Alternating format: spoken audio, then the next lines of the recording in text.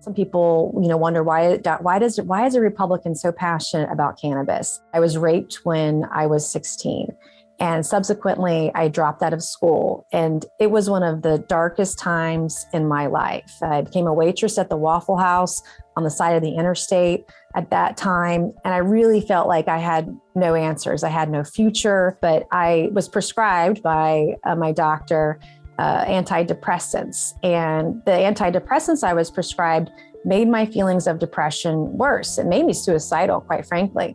And I stopped taking the prescription drugs and I started using cannabis, but it cut my anxiety down and helped me get through some really tough times. And that was my first sort of, understanding and realization that there's something here that could benefit people. And when I talk to veterans, especially when I hear their stories coming back from conflict, coming back from theater, combat, and war zones, the PTSD that they have, the thoughts that go through their mind of wanting to end it all, it really, it touches my heart because I was in a place where I've been there.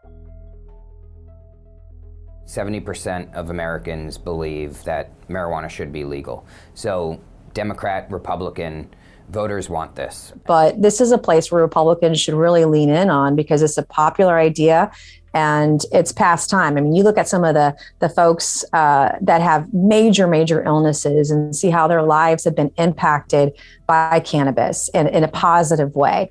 And we can't fully study cannabis right now for medical reasons, for example, because it's a Schedule I. We're treating it like heroin, which is a crazy idea when people might want to use it for going to sleep at night versus using a prescription drug like Ambien, for example. I mean, there's just so many different uses. The elephant in the room here is that this bill is unlikely to pass, as are other cannabis reform measures.